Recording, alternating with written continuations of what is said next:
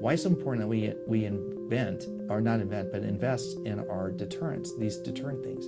And all the deterrents don't have to come out of the defense industrial base. We need a balanced portfolio of things that are purely defense, and we use them when we have to. But then we have all these commercial capabilities.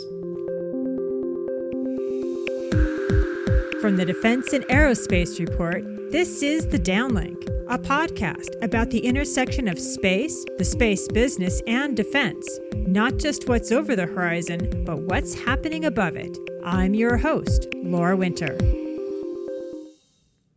Hey there, Downlink listeners. This week, I was in Albuquerque, New Mexico to attend what has really become my favorite space meeting, the State of the Space Industrial Base Conference and Workshop. The United States Space Force and the Air Force Research Laboratory underwrite it, but it's the Defense Innovation Unit and New Mexico's Space Business Incubator, New Space Nexus, that organize it and run the week-long meeting.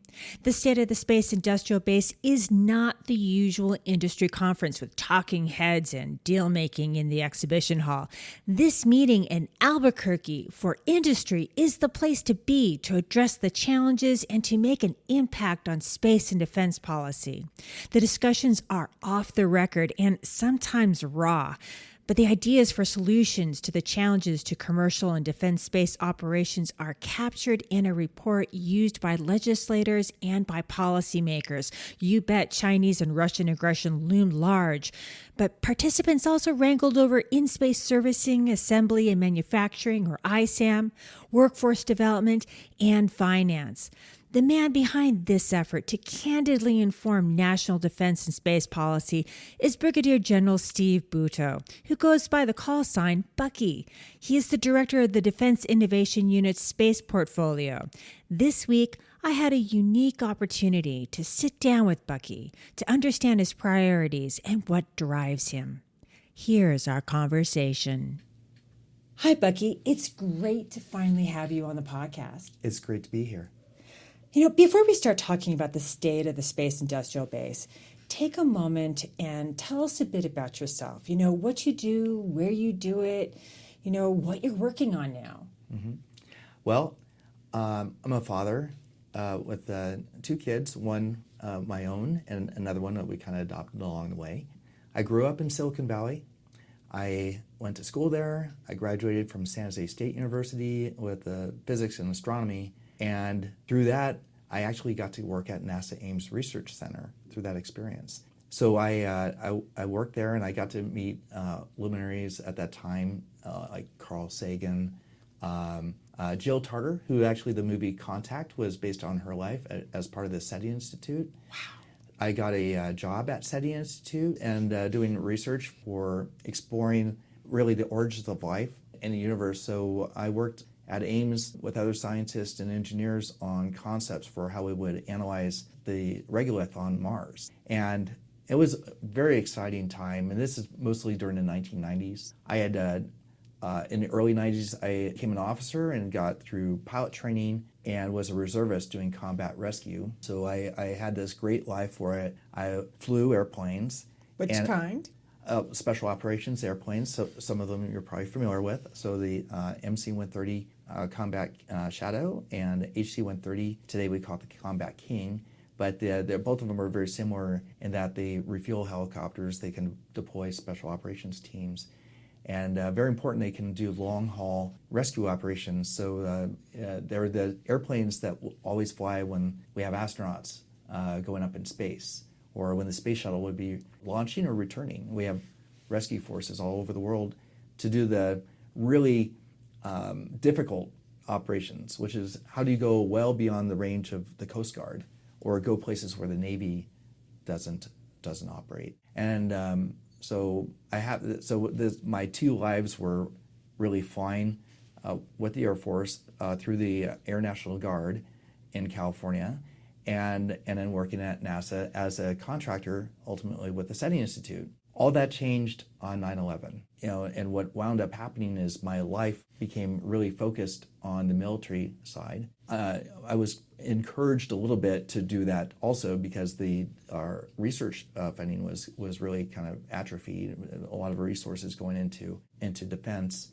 And so I spent literally almost the next 15 years as a full-time Air Force pilot doing personnel recovery, combat rescue and personnel recovery as the broader mission set in places like Iraq, Afghanistan, Horn of Africa, other places around the globe. And I raised through the ranks. I was a wing commander. I really enjoyed that.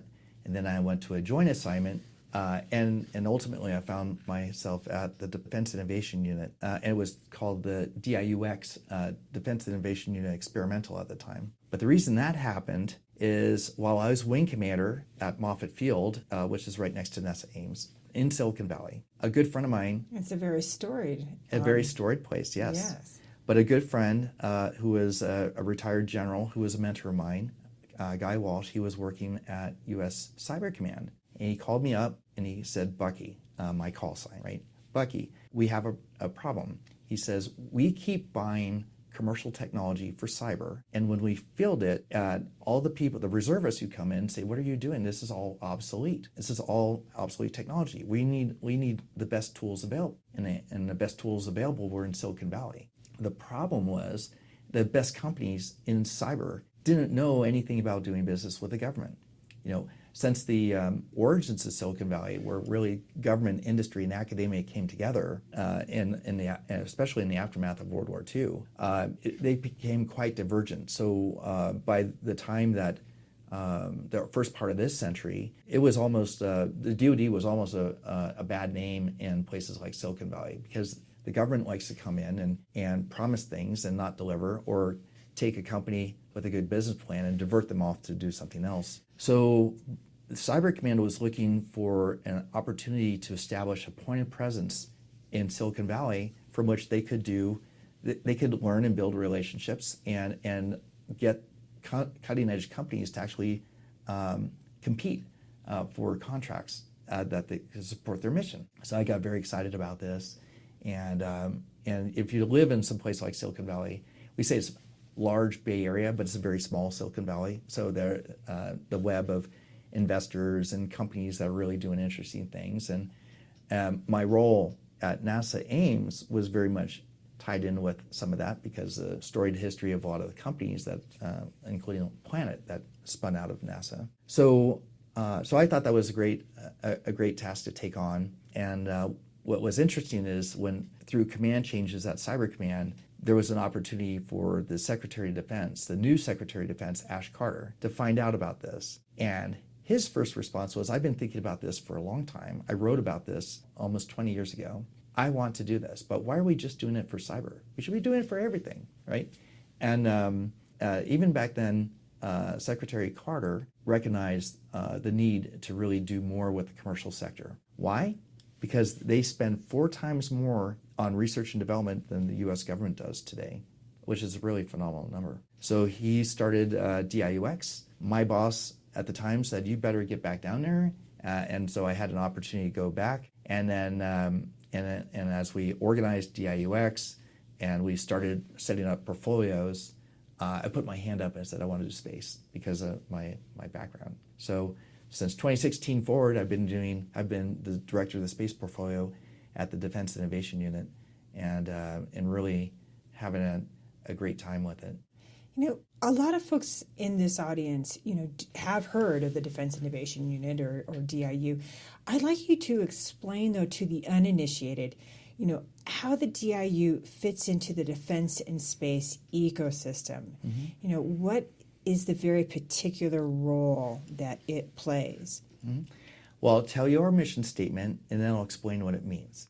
So we do 3 things. We accelerate the adoption of commercial technology to transform our military capabilities and capacity. And third, we want to build and grow the national security innovation base, which is really the combination of our defense industrial base, which, as if you've been paying attention to over decades, it's been shrinking, right? It's been shrinking and consolidating. Oh yeah, It's not- William LaPlante spoke about it a couple yeah, of weeks ago. It's not. Yeah.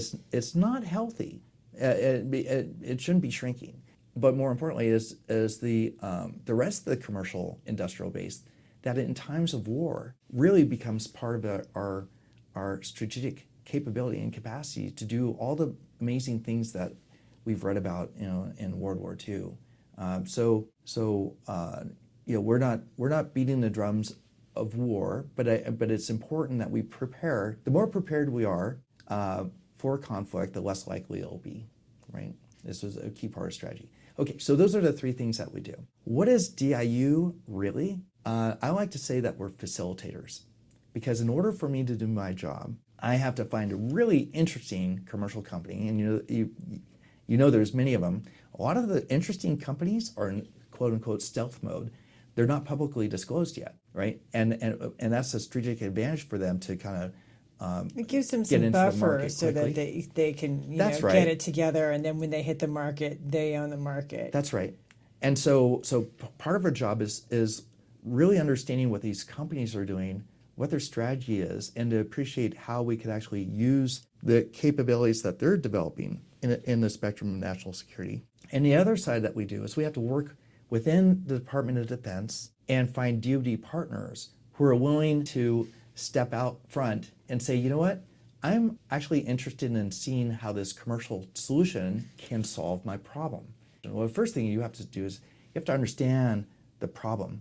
And maybe the problem, and maybe is a horrible example, but if people don't socialize with me very well and say, well, it's really their problem. Well, the real problem might be that they don't like my cologne, right? Yes. So it's really, Okay. it's a very simple thing, but so curating the problem, understanding what the real problem is very important part of us getting things right. And then what we like to do is say, well, let's just take your problem statement and give that problem to industry, and the more in an unclassified way, and actually give them the wicked problem, right? Because you know what really smart people love to do? Not make better web advertisement. Yes. The smartest people in America, they like to solve wicked problems, and that's actually the real story behind DIU, because the unintended consequence of doing our mission is that we've enabled the smartest, most talented people from all walks of life, very diverse crowd, to actually come in and solve an amazing problem with something that we never really thought about. Because in the military, we're very regimented about how we would solve a problem, and we really have extraordinary labs. We have extraordinary companies. Look at the F-35. And some of the other things that you see. DARPA. Look at DARPA on a good day is disrupting constantly, right? The whole evolution of the internet and the digital economy, which is actually about 10 to 12% of our national GDP today. Who thought about that 30 years ago? And obviously not me, otherwise I'd be rich. Well, and but we're using it today. Exactly. We're using it today to do what I think you do very well, which is the storytelling, right? So to me, it's really exciting, but it really starts with identifying a problem and creating a way so that I go back to my cyber command story. Their problem is that the commercial sector was inaccessible to them, largely because we expect commercial companies to go through a myriad of different government systems to compete for contracts, and there's no interest. Bunch of wickets. Yeah, it's That's tough. Right. So I don't like the term marriage maker because it's like, well, we'll just put them together and then we part ways. It's more involved than that. So would you call it a marriage counselor? Well, it sometimes it can be, and I'll give some examples about that, because what really good companies do, they pivot. Really good companies recognize they're vested in an outcome. They're not vested in the path to an outcome. The government doesn't like that. The government likes to have a well-defined path, a deliberately planned path to an outcome. So how you build a house is not the same way that you develop software, right? And so the Scrum, I don't even know what Scrum is, but it's really the agile approach to developing software And it's widely used across the commercial sector. We still have systems in DoD that still use old software development methods and capabilities, but we're getting a lot better. We finally discovered the cloud, and we're moving to other things. And I say that tongue in cheek. And we understand the cloud. We use the cloud, but really using commercial capabilities at scale is really what DIU is all about. And so and with scale, guess what we do? If it's commercial, we save a lot of money. We're not just improving national security; we're improving economic security or economic prosperity. And we do, the most important thing is we bring these two separate worlds together in a meaningful way. So we actually have the best companies in America working with the best defense companies in America, or with or without actually, and actually responding to not the needs of an acquisition official who's 7 times removed from an end user, but to go to those Marines, the soldiers, sailor, airmen, and now guardians, and that are out there, and others, and say, what is your wicked problem? How do we use commercial off-the-shelf capabilities to give you an asymmetric advantage, and do it in a way that we're not just, dual use is kind of an overused term, but we have things that we use in our everyday life, like our smartphones. But then there's also a way that we can apply that technology to solve problems during any type of conflict that may emerge. Things that are not one-hit wonders. That's right. And and one-hit wonders will happen, but if it's really good, then eventually the marketplace will give you choice, and that's resiliency.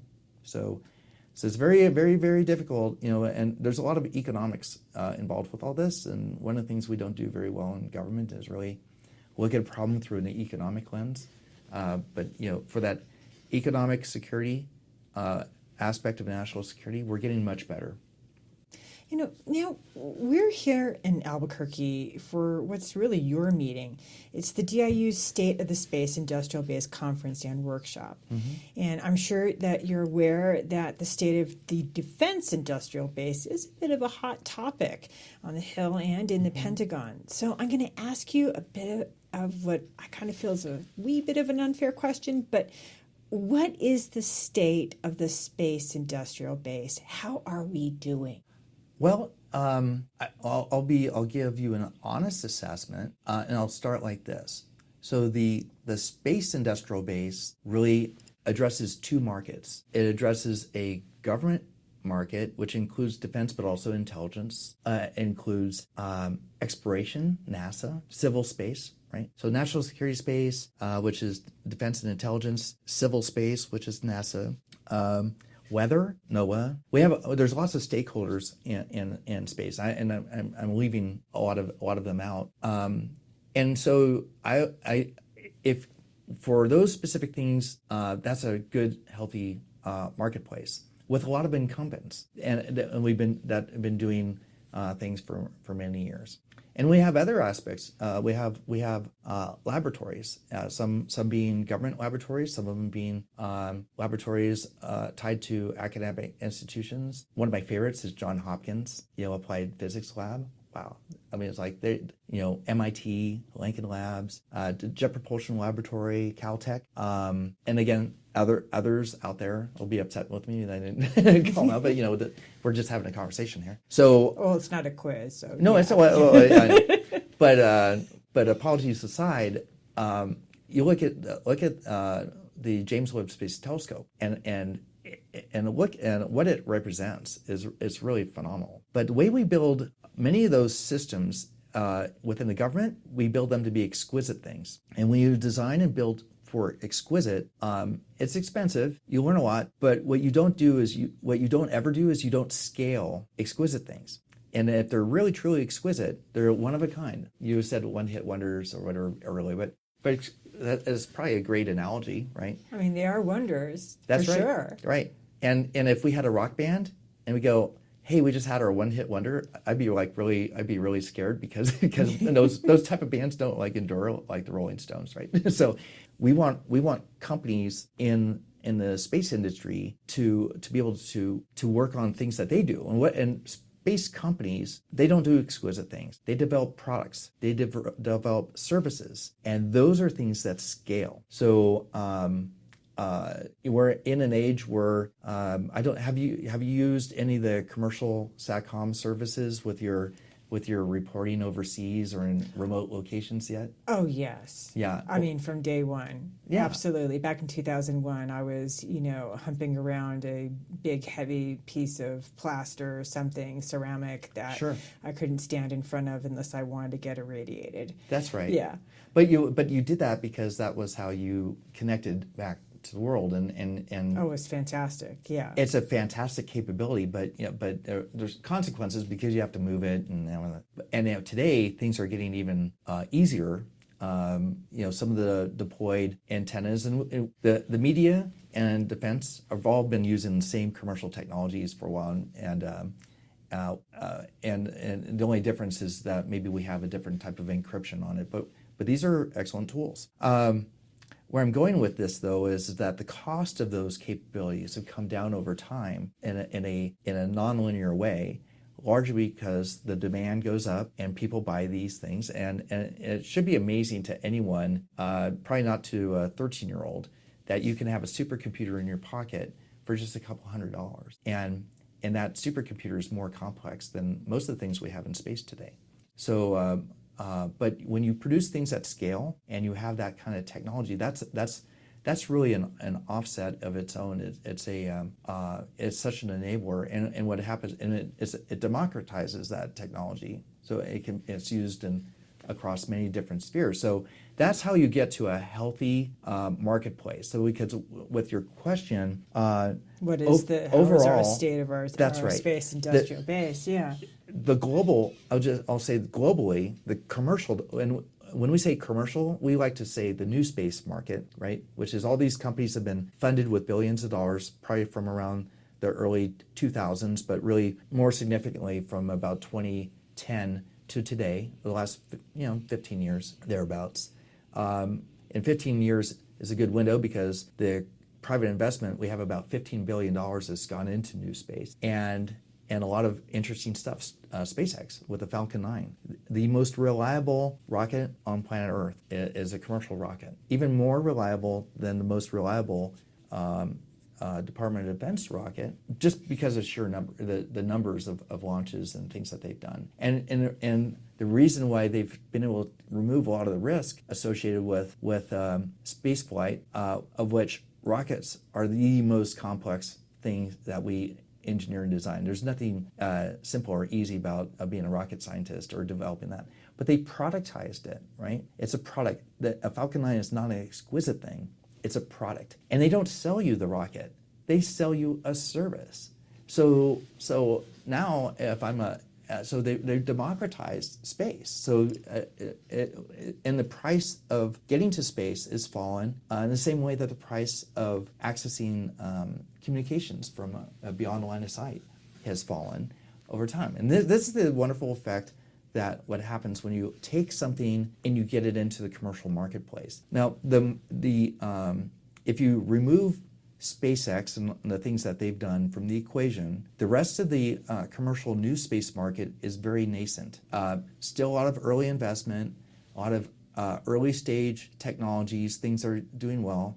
The clear leader in small launch is Rocket Lab, which is a company that DIU has had a relationship with since 2017, and there's others, but the marketplace is still very nascent, and the reason it's nascent is because if we go back to telecommunications, and if the U.S. government said we're not buying any commercial telecommunications anymore, the industry would be like, well, I guess we'll just do They have established commercial markets. Space is not like that yet. The government is an early adopter and actually a progenitor, if you will, of these commercial space capabilities, because the government's not good. The government should never try to do a product or a service. The space transportation system, which was really the history of the shuttle, was really envisioned to be a service, but it was a government-led service. They wouldn't let a private company own or operate a space shuttle. In retrospect, that was probably a bad decision. But we learned through history, and I think thank God for NASA. And the reason why is not because I used to work there, even as a contractor, but because they've been doing meaningful contracts. The way that we send astronauts into space is through commercial services. NASA, an article we put in one of our earlier reports, NASA realized cost savings of about $1 billion a year by using commercial space launch as a transportation mode for not just astronauts, but resupplying the International Space Station. And we're not paying the Russians anymore to help get us there, because we have a thriving commercial industry. The interesting thing about launch is that we actually lost the market. We had a very strong commercial launch market, and a small one, but U.S. market share globally very strong in the 90s, and it went to zero. Yeah. And today we're back in the hero category, not the zero category. So I don't know today's numbers, but it's probably in the upper 1/3 or 1/4 of the entire global marketplace. So the thing is, if everything was perfect, which we now know it isn't, I mean, we're in a nascent sort of stage, except for launch. It's vulnerable. It's vulnerable. It's young. Yes. For new space. That's right. So, in your opinion, then, what do you think are the one or two top priorities that the space industrial base, both the commercial and the defense sectors, need to tackle? And I imagine that it's going to relate to the theme of this year's conference, which is building enduring advantages in space for security and prosperity. That's right. So what would be the top one or two priorities that you think that really need to receive a huge amount of focus? One, which is really going to just reinforce something that's really come out of every one of these workshops for the past 3 years, perhaps 4, is the need for a long-term vision. And in our context, we like to say a grand strategy. Grand strategies are hard, but to the common person, I could pose the question this way: what do you want America or the United States or the world to look like at the end of the 21st century? What's your vision for how things are at the end of the 21st century? We can talk about grand strategies because we don't have one, and not a formal one. But maybe one of those things is the preservation of the international liberal order, which is basically that states they self-determine. Where sovereignty is the rule. Their governance, and that we recognize, states recognize other states, and there's rights, and there a lot of history goes with it. And then when we tackle problems like maritime the use of the commons, we have standards for how we do that. So and we have a United Nations to help promote the idea that we need to work out and resolve problems peacefully. And we have all these things, but it's also economics. We have a free market economy, not a centrally managed one, and it has its strengths and weaknesses, but it's actually not bad. We have, especially in this country, we have a democracy where people self-determine, who's going to lead. But more importantly, we have other things like climate. We can go carbon neutral, except for the fact that our population keeps increasing, and we need more resources to support our population. But we all so we care about climate and we care about the environment. But we also have other things, which is we have opportunities, which is, can we get off of planet Earth? One of the things that Jeff Bezos Amazon has it's not the first to say it, but most recent to say it, is wouldn't it be great if we could move heavy industry off into space and then rezone Earth as residential, right? So, right? But why not? Exactly. Why not have that as the vision? And or it's like or Elon Musk saying we need to be a multi-planet species, and we're going to start with Mars. And right now our grand vision is really the culmination of different things. It's a culmination of sci-fi. It's a culmination of how billionaires are spending their money. But how do we have a whole of nation vision of what that future looks like? And what do we want it to look like? Star Trek, or do we want to look like something else, like Star Wars, or there's a big difference, right?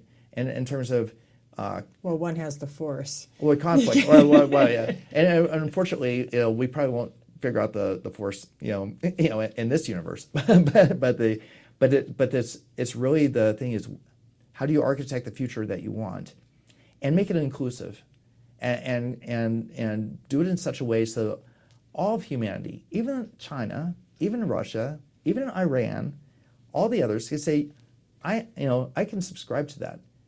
And I think China is actually a master for 5 millennia or thereabouts at long-term strategy, and then slowly, meticulously trying to work and achieve it.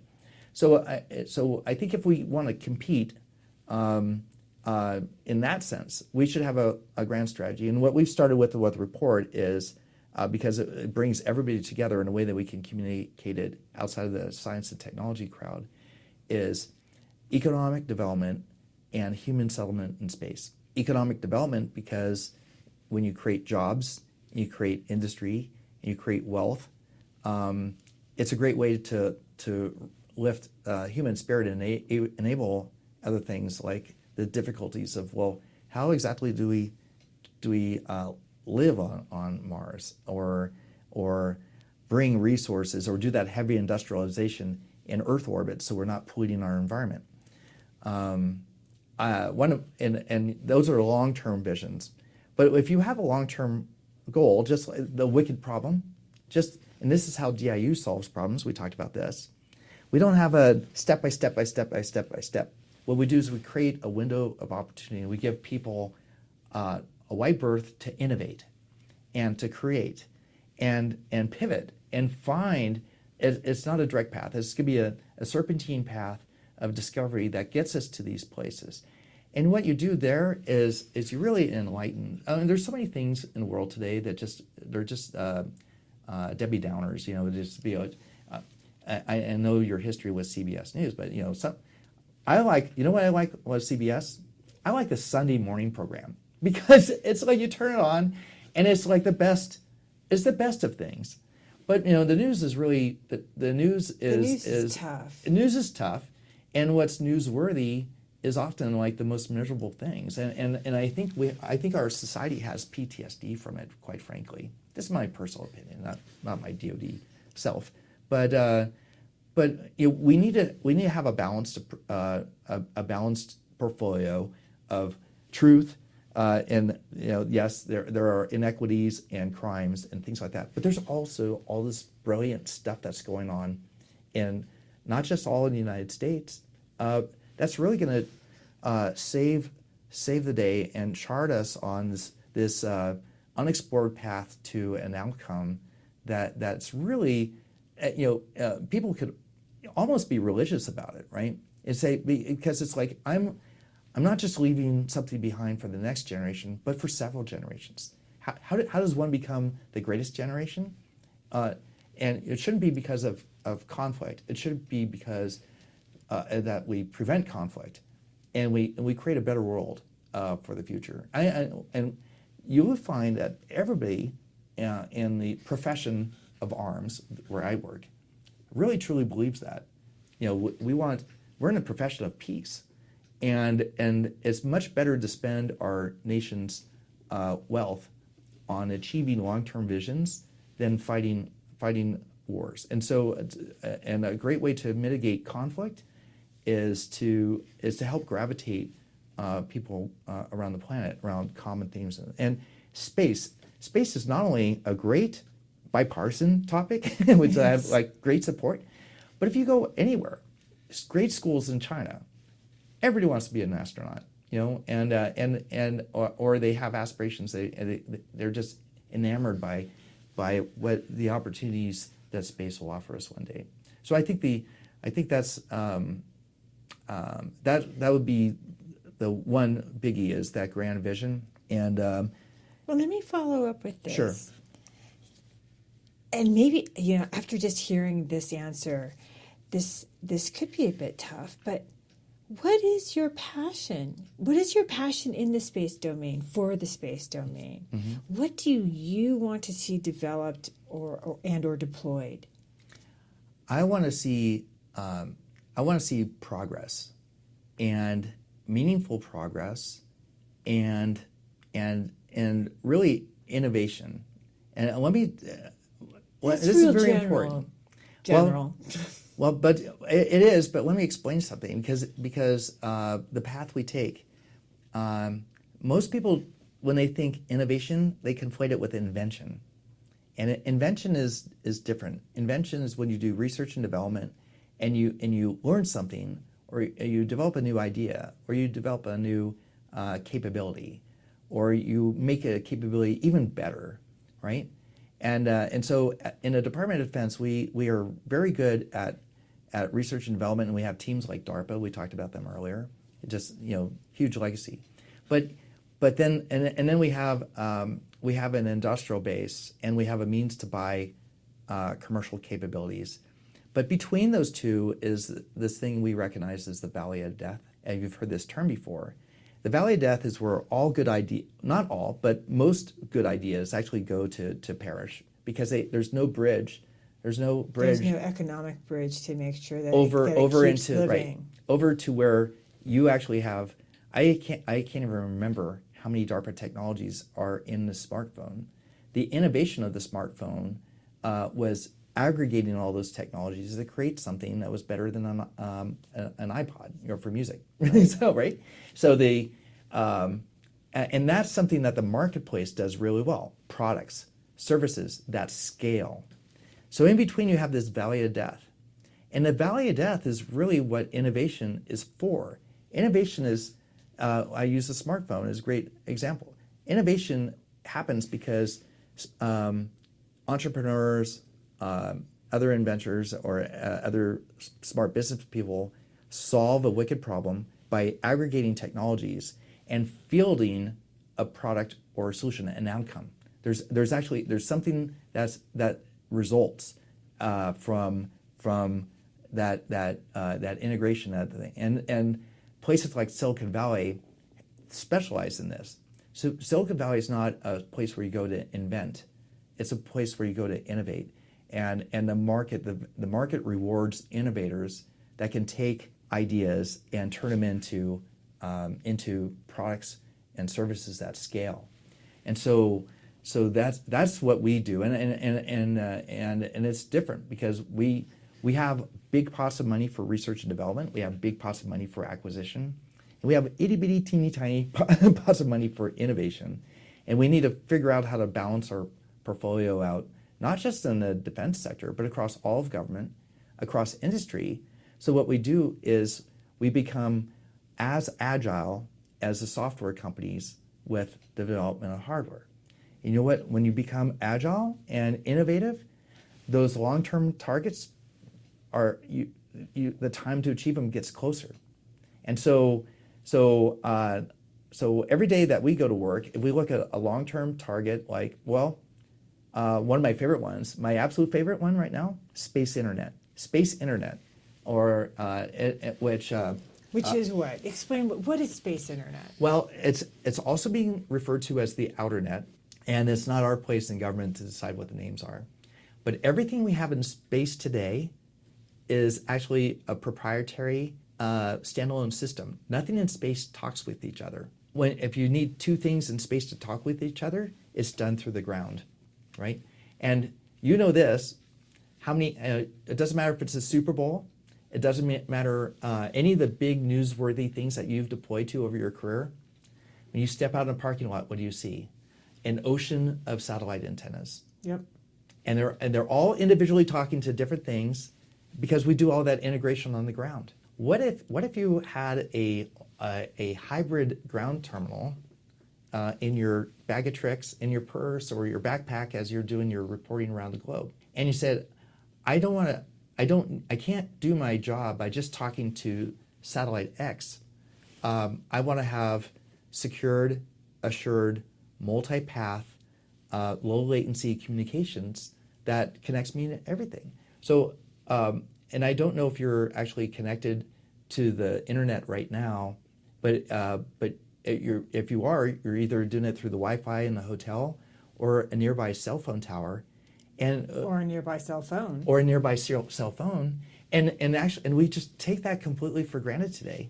The fact that you can jump in a car or have continuous internet access on an airplane is it seems like just trivial to anybody who's a millennial today, but that's like really fascinating, and that technology enables us to do that, and those are disruptive things that really change the way that the world's become smaller because of all this technology. But so for space, for the outer web, for the outer net or the outer web, or I think they'll have some other spiffy name for it. Hopefully not Skynet.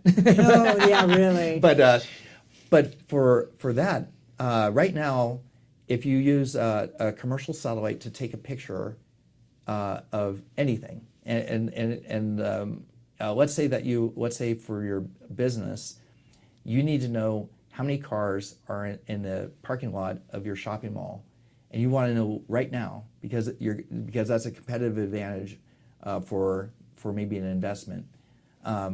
What you're going to do, that the satellite's going to take the picture, but then you have to wait until that satellite gets somewhere else around the globe where it overflies a ground station and it downloads that information, and then it goes back through fiber, through the internet, or even back up to another satellite. True. Even. That's right. And so everything we do today involving space has latency or some sort of time lag before what you did. And if you say, well, I need to ask the satellite to do that, take that picture, because it's not a deliberately planned collection, but it's an emergent one. Well, the latency works both ways.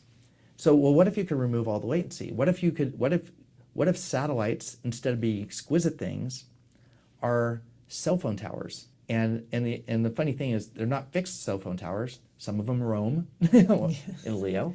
Some of them are fixed up in geostationary orbit, and there's other orbits in between.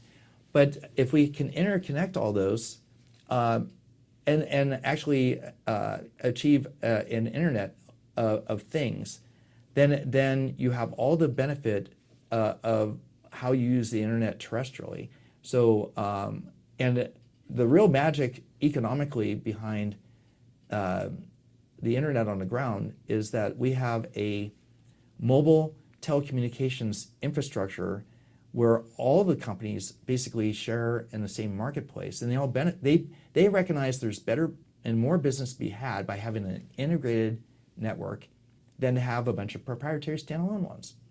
So if you care about the space economy, which is what we care about, and say what's really going to be the light switch that takes the nascent commercial new space economy and turns it on and it grows and becomes something big, it's going to be the hybridization of existing and new things, or creating an internet of things in space where you can exchange information horizontally, vertically, and so on. And the benefit now is you're less reliant on all the fiber technology and the ground stations, and you get answers immediately. So if you're, I remember a few years ago when we looked at telecommunications globally, the investors in Wall Street actually helped finance new fiber optic cable that went over to Europe to get, I think it was like a 15 microsecond advantage, but just by laying new cable. And and so real decisions in our economy are made because real decisions in our security. Exactly. So you have the advantage of time, and when you reduce latency in communications, what do? You get information dominance. Yeah, exactly, and you achieve it because you have early indications and warning of anomalies. I'll just put it like that, right? And that anomaly could be a tsunami, Yep. right? It could be a natural disaster, but it could also be a human related disaster. So like a mobile missile or a crisis or anything like this. So the earlier we have information, then two things happen. One is we have better situational awareness about what's really going on at a distance, and we have more time to make decisions. And I think one of the enduring things, at least over the last 30 years, but when the wall fell and the Soviet Union collapsed, and even though we didn't really have fewer nuclear weapons, but people were very, people stopped really worrying about the temperature of conflict rising to a full-on nuclear war, which is a really bad thing. And then we've spent a lot of time and effort to make sure that and develop policy and other things, treaties for nuclear non-proliferation, to make sure that nuclear capabilities don't fall in the hands of crazy people, but the bad guys, right? Yeah. Or crazy people. People who would do harm, right? Yeah. But the thing is now that's another technology that is being democratized, and I don't know that we can stop it. But what we can do is we can use some of these capabilities, just as you said, is be like the information dominance is not just that the United States knows, but the whole world knows. And we achieved that last year before Russia invaded Ukraine, because the commercial remote sensing satellites that image the planet every day in lots of different parts of the spectrum, it's unclassified information.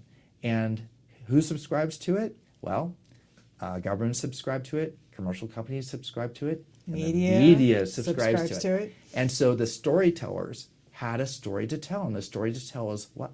Look at all this buildup, right? And the wonderful thing about that is that if the government came out and said, well, we can't show any pictures because we have very specialized things, but a conflict is rising, people will probably be like, I don't know, people are a little distrustful sometimes of the government. But when it's out there and it's kind of like a Cuban Missile Crisis thing with John F. Kennedy saying, here's the satellite image and look at the things. But now it's our free and open media globally, not just in the U.S., having access to this information and sharing it. It really brought the whole world together in a way that I don't think we could do through diplomacy alone. And that's actually another component of that information dominance, is not just that we have the technology, but how we use it. And in this case, we didn't prevent the invasion because that